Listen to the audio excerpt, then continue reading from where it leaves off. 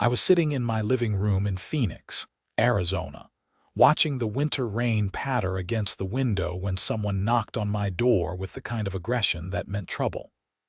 My name is Vincent Quade, and I had lived in the Sycamore Grove subdivision for 3 years without incident.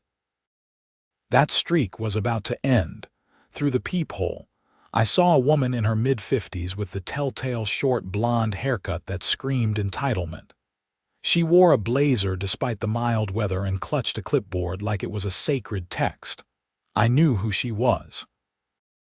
Everyone in the neighborhood knew Brenda Hutchins, the HOA president who had made it her life's mission to enforce every single rule in our covenant with the zeal of a religious fanatic. I opened the door halfway. "Can I help you, Mr. Quade? I'm here on official HOA business." Her voice had that particular tone that suggested she was about to ruin my day. "We're collecting donations for the homeless shelter downtown.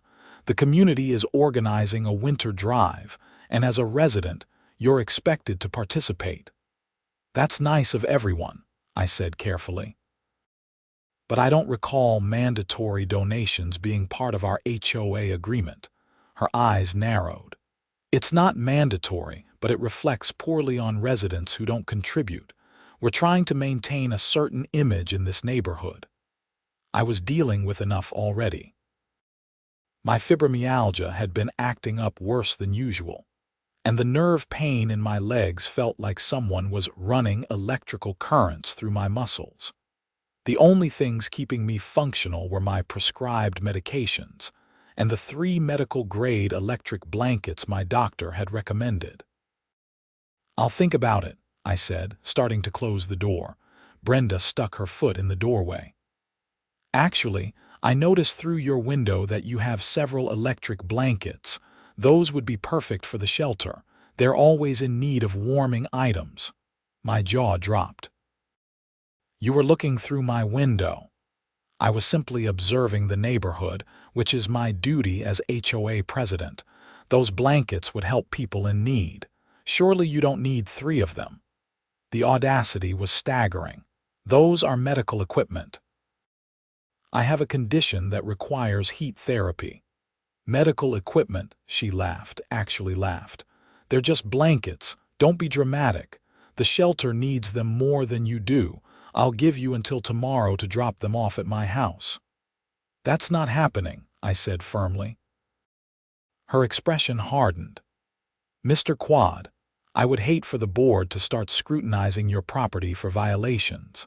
I noticed your trash cans were visible from the street last Tuesday, which is against Section 12.3 of our covenant, and your lawn could use some work near the mailbox." I felt my blood pressure rising. "Are you seriously threatening me over blankets that I need for a medical condition?" "I'm simply reminding you of your responsibilities as a community member. Good day." She turned and walked down my driveway, her heels clicking against the concrete. I closed the door and leaned against it, my hands shaking partly from anger and partly from the pain flaring through my nervous system. The fibromyalgia made everything harder. Simple tasks became mountains to climb. The electric blankets weren't luxury items. They were the difference between being able to get out of bed or being trapped in a prison of pain. My phone rang an hour later. It was my neighbor, Marcus, who lived 2 houses down. "Vincent, man, you need to watch out. Brenda is going around telling everyone you refuse to help the homeless. She's making you sound like some kind of villain. She wants me to give up my medical equipment." I explained the situation. "That's insane. Look, I've lived here for 8 years and Brenda has pulled stuff like this before. She forced the Johnsons to remove their son's basketball hoop because she said it was an eyesore. They had to threaten legal action before she backed down." "Great. That's just great." The next morning, I found a formal notice taped to my door. It listed 3 violations: trash cans visible from street, lawn maintenance below standard, and my personal favorite, excessive electrical usage that could impact neighborhood resources. The last one was clearly about my electric blankets, though they barely used any power. I had 2 weeks to correct these violations or face fines starting at $500. Each subsequent week would add another $500. I called my lawyer, an old college friend named Thomas who practiced in Scottsdale. After explaining the situation, he was quiet for a moment. "This is harassment," he said flatly. "The electric blanket thing especially. If you have medical documentation, they can't penalize you for using medical equipment. That would violate the Fair Housing Act. Can they fine me for the other stuff? Depends. Were your trash cans actually visible?" "For maybe an hour before the truck came. That's it. And your lawn, it's winter in Arizona. The grass isn't growing much, but it's maintained." She's reaching. "Here's what we do. Get a letter from your doctor detailing your condition and why you need the electric blankets. I'll draft a response to the HOA citing the Fair Housing Act and warning them about the harassment. If they continue, we'll have grounds for a lawsuit." I made an appointment with Dr. Sarah Chen, my rheumatologist, for that afternoon. She had been treating my fibromyalgia for 2 years and understood how debilitating it could be. Her office was in North Phoenix, about 20 minutes from my house. After examining me and noting that my pain levels were elevated, she listened to the whole story with increasing disbelief. "She wants your electric blankets." Dr. Chen shook her head. "Those are part of your treatment plan. I prescribed them specifically because your condition requires consistent heat therapy to manage pain and muscle stiffness. Without them, your quality of life would significantly deteriorate." "Can you write that down officially?" "Absolutely. I'll write a detailed letter explaining that these are durable medical equipment prescribed for a chronic pain condition. I'll note that removing them would be detrimental to your health." She paused, typing on her computer. "Honestly, this is medical discrimination. She's essentially demanding you surrender equipment that allows you to function." The letter was ready within an hour. Dr. Chen also noted my diagnosis codes and the specific medical justification for heat therapy. Armed with this, I went home and scanned it to send to Thomas. That evening, Brenda showed up again. This time she had another woman with her, someone I recognized as Janet Morrison, another board member. "Mr. Quade, you missed the deadline for the donation," Brenda announced. "There was no deadline. You made a request yesterday and I declined. That's not how deadlines work." Janet stepped forward, trying to play good cop. "Vincent, we're just trying to do something good for the community. Surely you can spare one blanket." "They're medical equipment prescribed by my doctor. Would you ask someone to donate their wheelchair or their oxygen tank?" "That's not the same thing," Brenda snapped. "You're being selfish and unreasonable." "The shelter called me today asking about donations, and I had to tell them that some residents were refusing to help. You had no right to speak for me or about me to anyone. I'm sending you a formal letter tomorrow explaining the legal situation. I suggest you read it carefully." Brenda's face turned red. "Are you threatening me? I'm informing you that you're violating federal housing law by harassing me over medical equipment. That's not a threat. That's a fact." They left, but Brenda turned back at the end of my driveway. "The fine notice stands. You have less than 2 weeks now." Thomas sent the letter via certified mail the next morning. It detailed the Fair Housing Act protections, included Dr. Chen's letter, and warned that any further harassment or attempts to fine me for using medical equipment would result in immediate legal action. We also sent copies to every member of the HOA board. For 3 days, everything was quiet. I thought maybe sanity had prevailed. Then I got home from physical therapy on Thursday to find my garage door open. Not just unlocked, but standing wide open. I never left it that way. My heart pounding, I called the police before entering. 2 officers from the Phoenix Police Department arrived within 10 minutes. Officer Rodriguez and Officer Kim were professional and thorough, checking the house with me. Nothing seemed stolen, but when we got to my bedroom, my stomach dropped.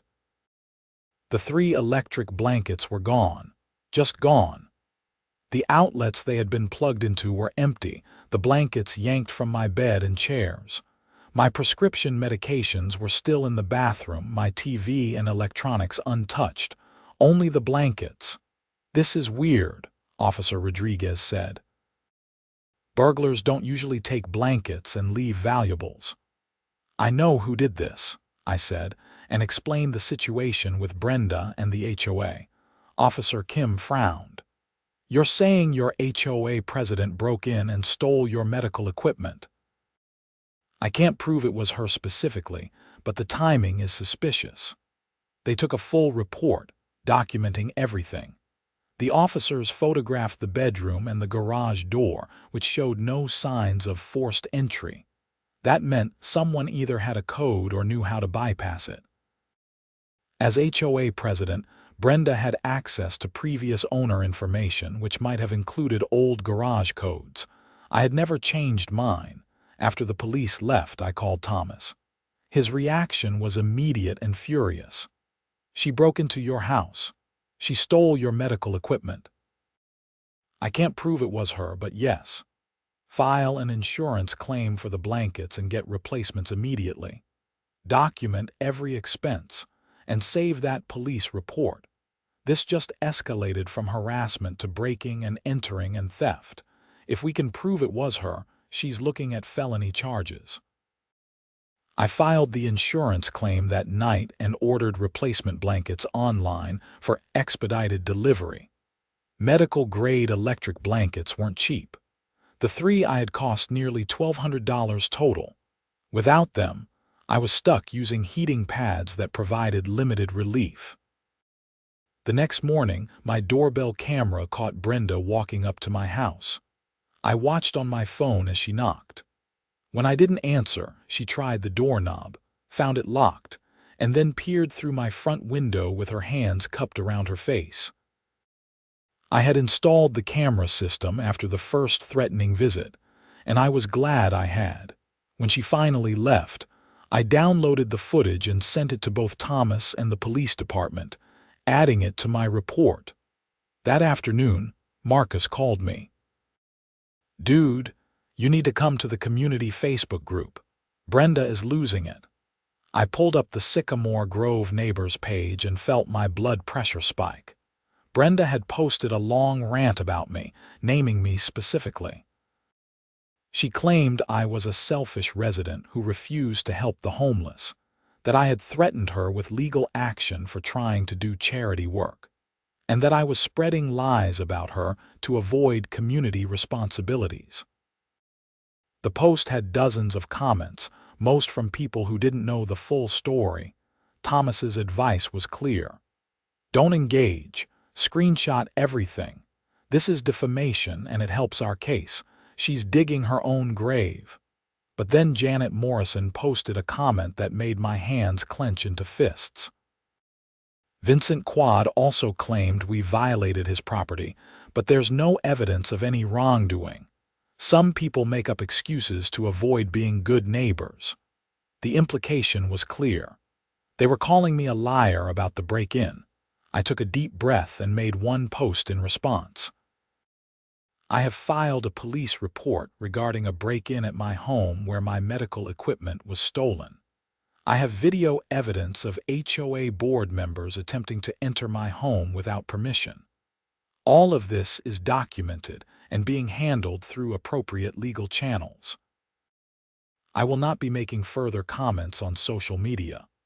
The post got immediate attention. People started asking questions. What medical equipment? What video evidence? The tide began to shift as neighbors realized there might be more to the story.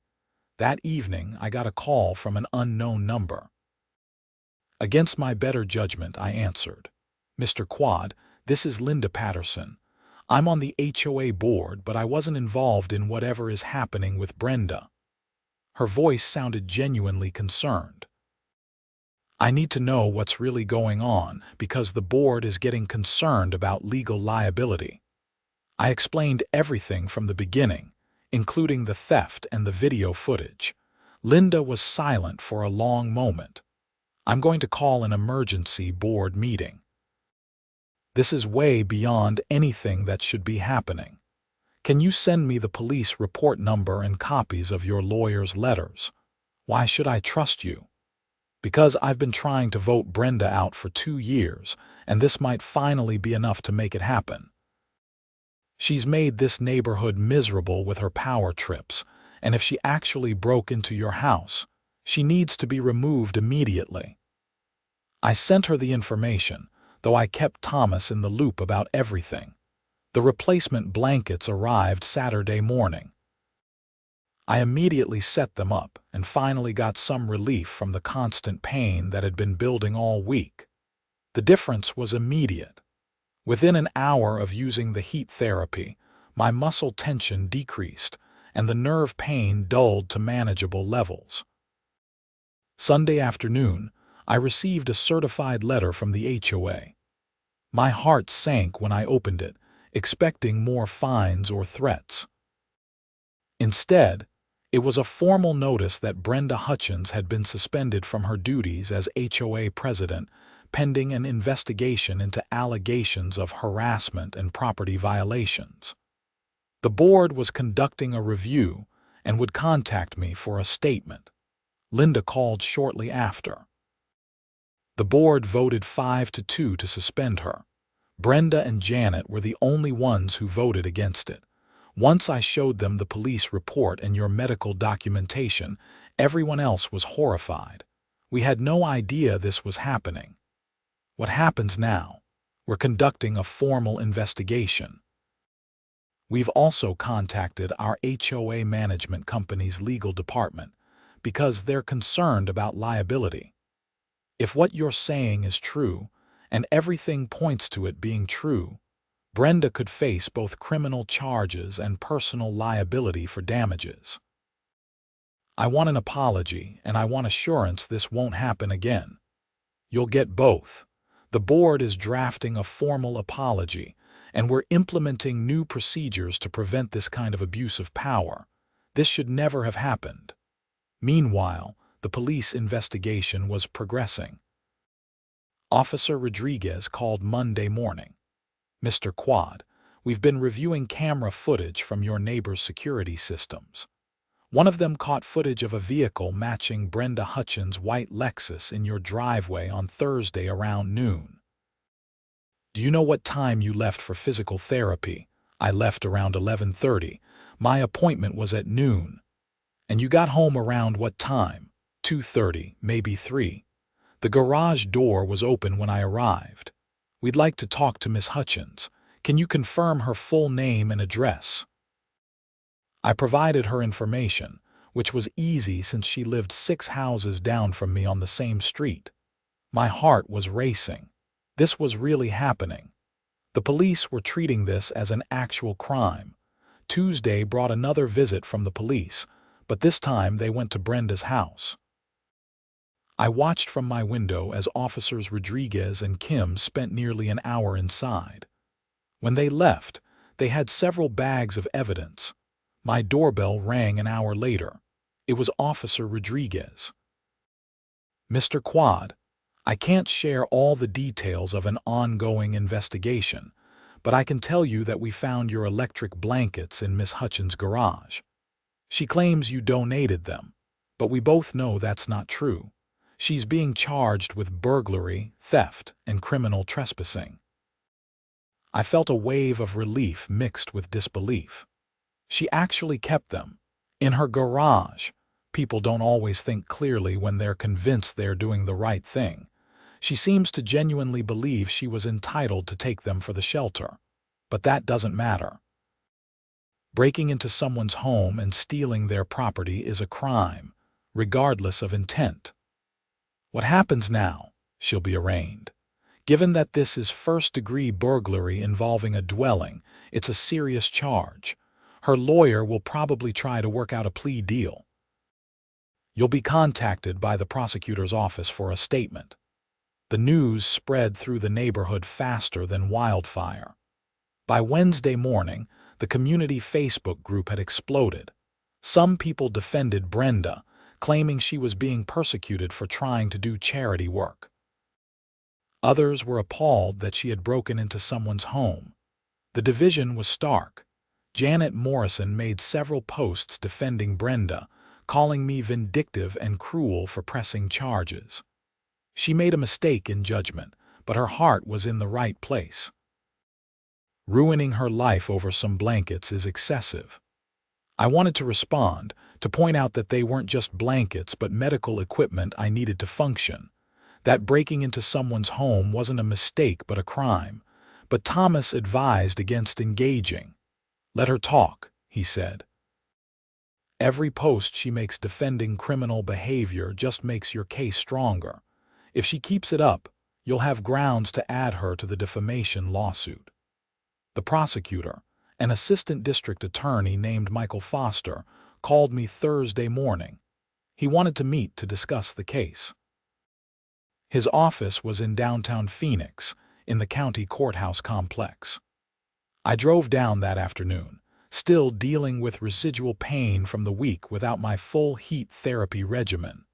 Michael was in his late 30s, professional but personable. He reviewed the entire case file with me, including the police reports, the video footage, Dr. Chen's letter, and the timeline of harassment. "This is one of the more unusual cases I've seen," he admitted. "Most home burglaries are clearly criminal in nature. This one has layers." She genuinely seemed to believe she had the right to take your property. Does that matter legally? Not really. Intent matters for some charges, but not for burglary. She entered your home without permission and took property that didn't belong to her. That's burglary. The fact that she kept detailed records of her interactions with you actually helps our case, because it shows a pattern of harassment leading up to the theft. What kind of sentence are we looking at? If convicted, burglary in the first degree can carry 2 to 12 years in prison. But this is her first offense, and given the circumstances, I expect her lawyer will push for a plea deal, probably probation, restitution, and community service. I want full restitution. Not just for the blankets, but for my medical expenses, therapy sessions I needed because my pain got worse, and the security system I had to install. Document everything. Keep receipts. That will all be part of the restitution calculation. The HOA sent me a formal letter of apology the next day, signed by every board member except Brenda and Janet. It acknowledged that I had been subjected to harassment and that my rights had been violated. They also refunded the fine they had threatened and confirmed that no violations existed on my property. The letter was carefully worded, clearly drafted by a lawyer to limit the HOA's liability while still admitting fault. Linda called me afterward. The board voted to permanently remove Brenda as president. We're also implementing oversight procedures to prevent this from happening again. And Janet Morrison resigned rather than face a removal vote. That's good, I guess. Vincent, I want you to know that most of us are horrified by what happened. This neighborhood should be a place where people feel safe, not targeted. We're going to do better. The preliminary hearing was set for 3 weeks later. Thomas recommended I also file a civil lawsuit against Brenda personally for damages, harassment, and emotional distress. We could potentially include the HOA depending on how much they knew and when they knew it. The criminal case will establish the facts, Thomas explained. The civil case is where you get compensated for everything this cost you, financially and emotionally. Medical expenses, pain and suffering, emotional distress. It adds up. In the meantime, life slowly returned to normal. I continued my physical therapy and medical treatments. The new electric blankets worked perfectly, and my pain levels stabilized. But I found myself constantly checking my security cameras, jumping at unexpected noises. The sense of violation from having my home broken into lingered. The preliminary hearing was in a courtroom in downtown Phoenix. I arrived early with Thomas. The room was smaller than I expected, with wooden benches and fluorescent lighting that gave everything a harsh, institutional feel. Brenda arrived with her lawyer, a sharp-dressed man in his 50s named Robert Chen. She looked smaller somehow, less imposing than when she had stood on my doorstep demanding my property. She avoided eye contact with me entirely. The judge, an older woman named Sandra Martinez, reviewed the case quickly. The prosecution presented the evidence, the police reports, the video footage, the recovered blankets, and my medical documentation. Brenda's lawyer tried to argue that there was no criminal intent, that his client believed she was acting within her authority as HOA president. Judge Martinez cut him off. "Mr. Chen, are you seriously arguing that being an HOA president grants someone the right to enter a resident's home without permission and take their property?" "No, Your Honor. I'm arguing that my client made an error in judgment, not that she committed a burglary." An error in judgment would be sending a strongly worded letter. Breaking into someone's home and stealing their medical equipment is a crime. I'm binding this over for trial. Brenda's face went pale. As we left the courtroom, I heard her lawyer telling her in a harsh whisper that she needed to seriously consider a plea deal because a jury would not be sympathetic. Over the next few weeks, the neighborhood dynamics shifted dramatically. More and more residents came forward with their own stories of Brenda's harassment and overreach. The family with the basketball hoop. An elderly couple who had been fined for having their grandson's car parked in front of their house for 3 days. A single mother who had been threatened with violations because her kids' toys were visible in the backyard. A pattern emerged of someone who had used her position to bully and control others. The civil lawsuit gained strength as we documented not just my case, but a systemic abuse of power. Brenda's lawyer approached Thomas about a settlement 2 months after the preliminary hearing. They offered $10,000 to make the civil case go away.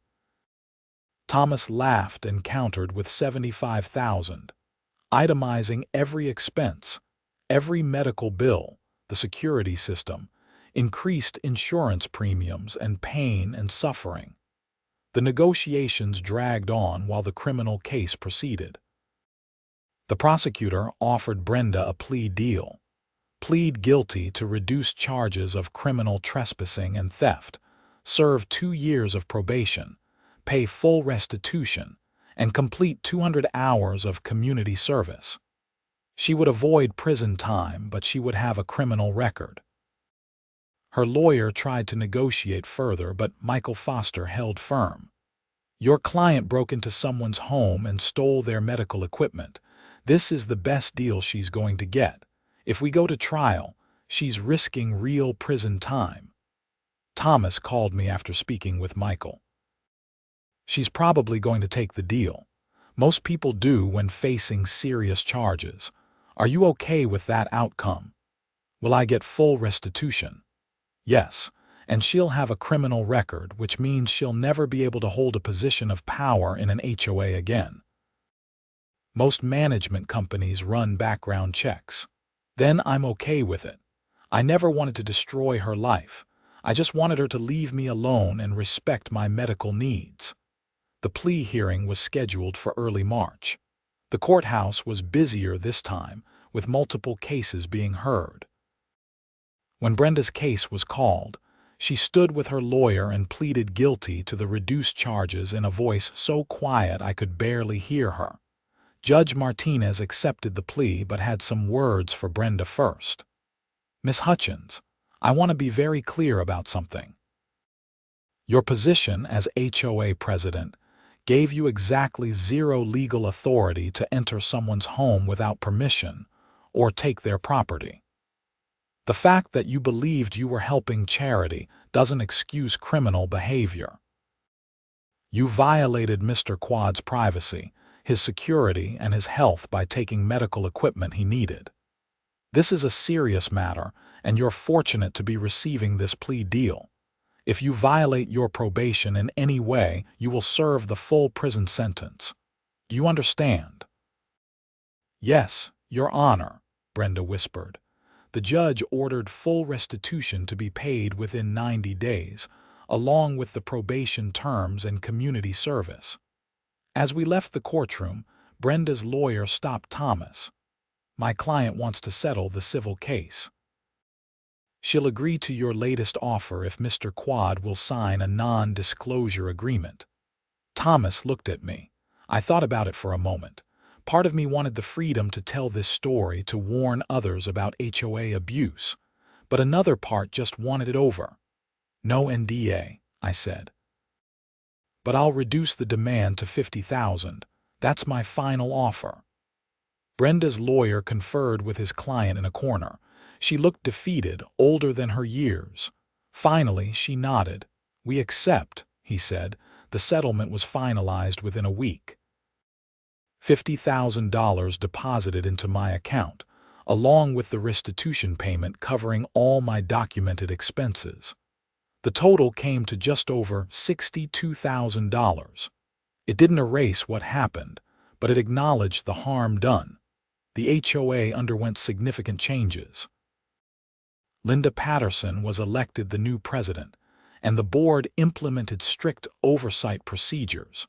No board member could take unilateral action against residents. All violations had to be documented with photos and verified by at least 2 board members. And any medical accommodations requested by residents would be reviewed by the HOA's lawyer before any action was taken. Marcus and his wife invited me over for dinner a few weeks after everything was settled. Several other neighbors were there too, people I had only waved to before. The conversation naturally turned to what had happened. I can't believe she actually broke into your house, said Rachel, a woman who lived across the street. I knew Brenda was intense, but that's criminal. She convinced herself she was doing good, I said. That's what made it dangerous. She wasn't breaking in to steal valuables for herself. She genuinely thought she was entitled to my property for charity. It's scary how power can corrupt people, Marcus added. She was on the board for 5 years, and each year she got more controlling. This was bound to happen eventually.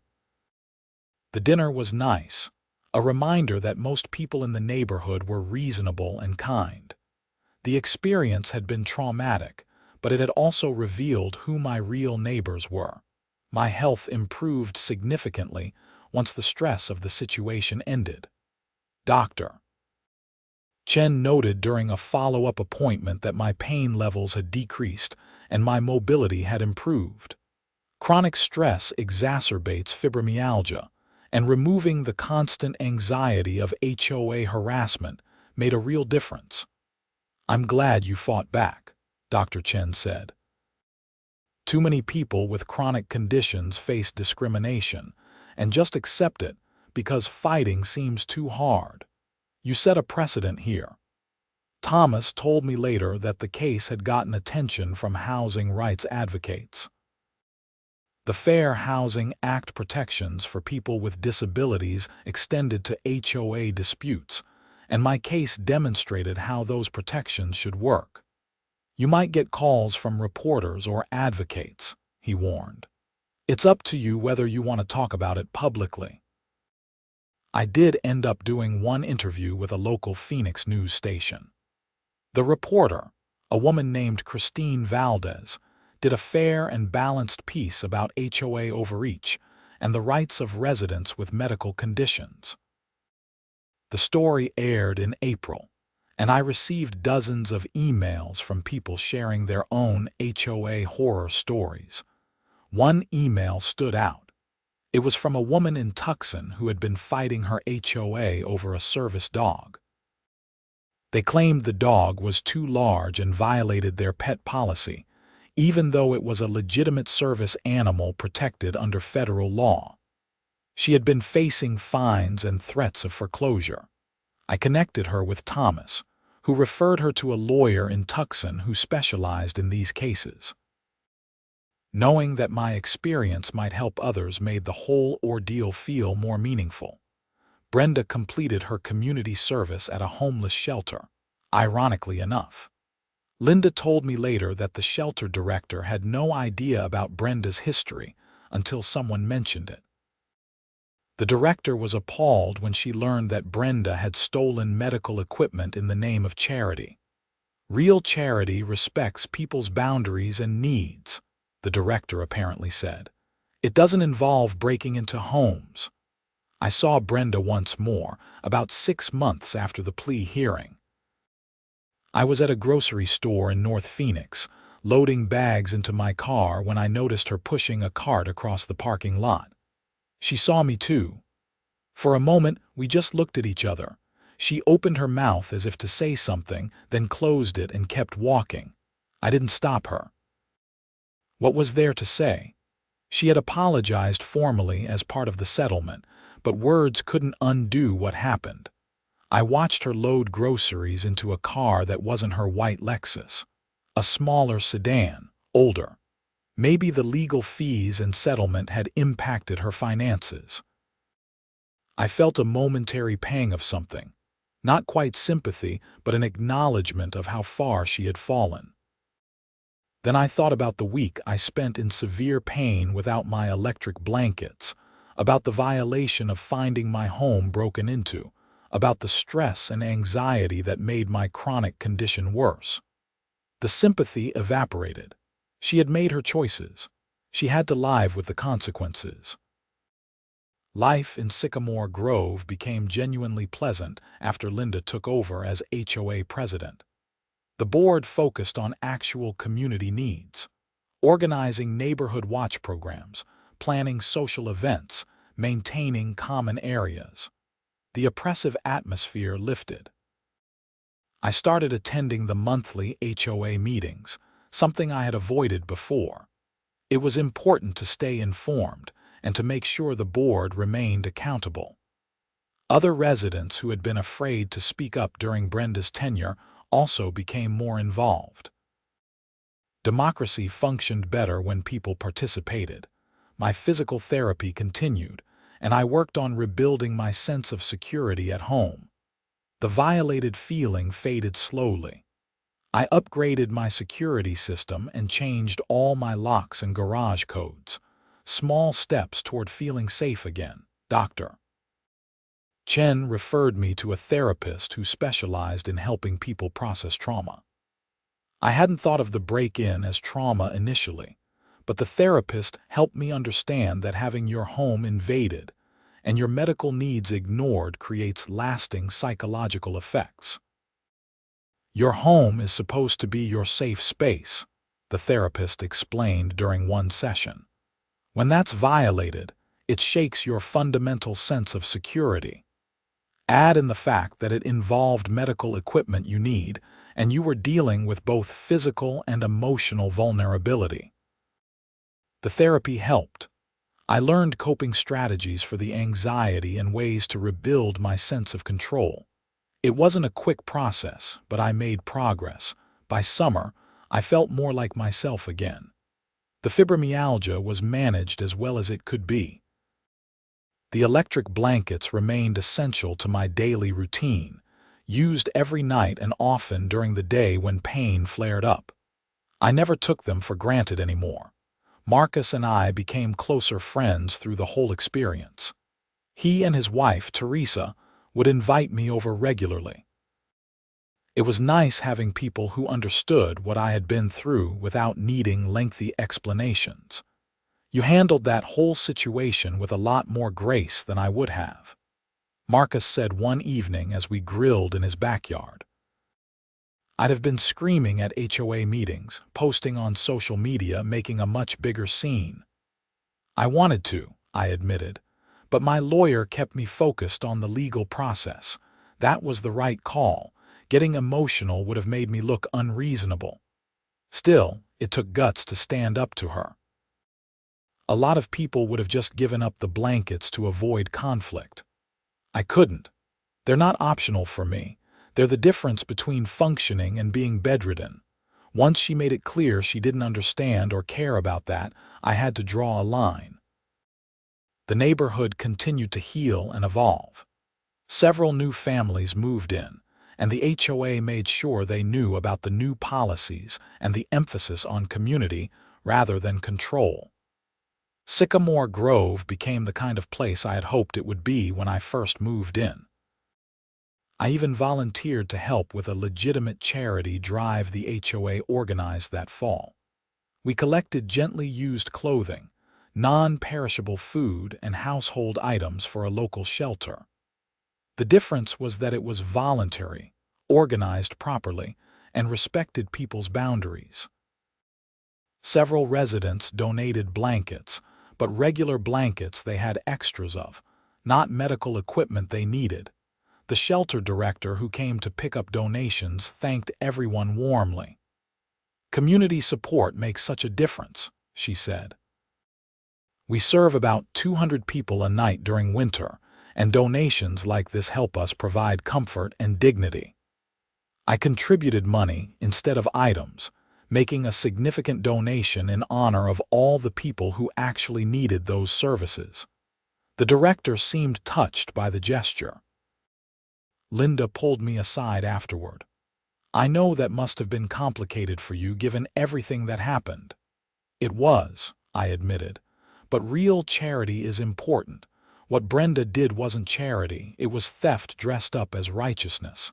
This is how it should be done." As fall turned to winter, I reflected on how much had changed in less than a year. I had gone from a quiet resident who kept to himself to someone who had taken on the HOA and won. The experience had been exhausting and painful, but it had also been empowering. I learned that laws exist to protect people like me, people with medical conditions who need accommodations. I learned that standing up to bullies, even when they hide behind official positions, is necessary and possible. And I learned that most people, when they understand the full situation, are reasonable and supportive. The electric blankets continued to provide the heat therapy I needed. Every time I used them, I thought about how close I came to losing them, to having my health compromised by someone's ignorance and arrogance. It made me appreciate them more, and it reminded me why I had fought so hard. Thomas called in December with news. "The Arizona Housing Rights Coalition wants to use your case as an example in their training materials for HOA board members. They're developing a program about disability accommodations and legal obligations. Are you okay with that? Will my name be used? They can anonymize it if you prefer, but they think having a real person attached makes it more impactful." I thought about all the emails I had received from people facing similar situations. Use my name. If it helps prevent someone else from going through this, it's worth it. The training materials were published in early January. They included a detailed case study of my situation, explaining how the HOA violated federal law, how proper procedures should have been followed, and what the consequences of violations could be. Thomas sent me a copy, and I was impressed by how thoroughly they covered everything. This is required training now for all HOA board members in Arizona who work with management companies affiliated with the coalition, Thomas explained. That's hundreds of HOAs across the state. Your case is literally changing how they operate. The news was gratifying in a way I hadn't expected. What started as a personal violation had become something larger, a teaching moment that might protect others. Brenda completed her probation without incident. I heard through the neighborhood grapevine that she had moved to Flagstaff, starting over somewhere where people didn't know her history. I hoped she learned something from the experience, but I doubted I would ever know. Janet Morrison also moved away, selling her house in Sycamore Grove within months of resigning from the board. The turnover brought in new neighbors who were refreshingly drama-free. By the time the one-year anniversary of the break-in rolled around, I realized I had spent more time healing and moving forward than dwelling on what happened. The therapy helped, but so did the positive changes in the neighborhood, and knowing that my stand had made a difference. I was sitting in my living room, the same spot where this all started, with an electric blanket wrapped around my shoulders as I watched the winter rain. The pain in my legs was minimal today, managed through a combination of medication, physical therapy, and yes, heat therapy from the medical equipment I had fought to keep. Marcus called to see if I wanted to come over for a game night. Other neighbors would be there, people I now considered friends rather than just faces I waved to in passing. "I'll be there," I said. "Just let me grab my jacket." As I locked my door and walked down the street toward Marcus's house, I felt genuinely content. The neighborhood was peaceful, the HOA was functioning properly, and I was healthy enough to enjoy an evening with friends. This was what community was supposed to be. The experience had been terrible, but it taught me valuable lessons about standing up for myself, about the importance of documentation and legal protection, and about the difference between real community service and self-righteous control. Those lessons were worth remembering.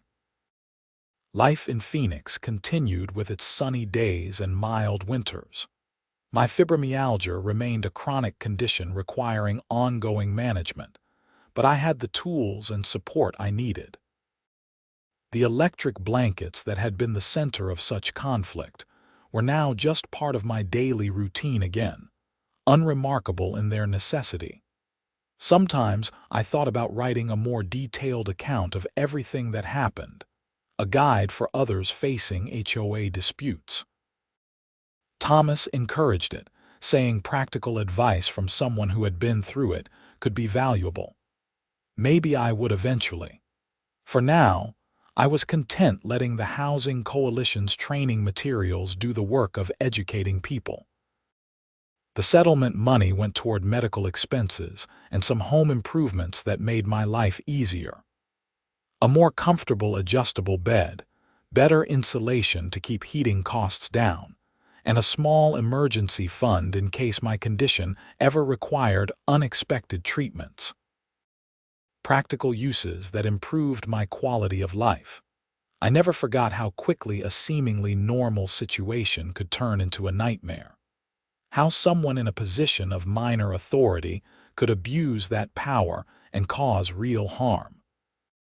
But I also learned that systems exist to prevent and punish such abuse, and that standing up for your rights, though difficult, is both necessary and possible.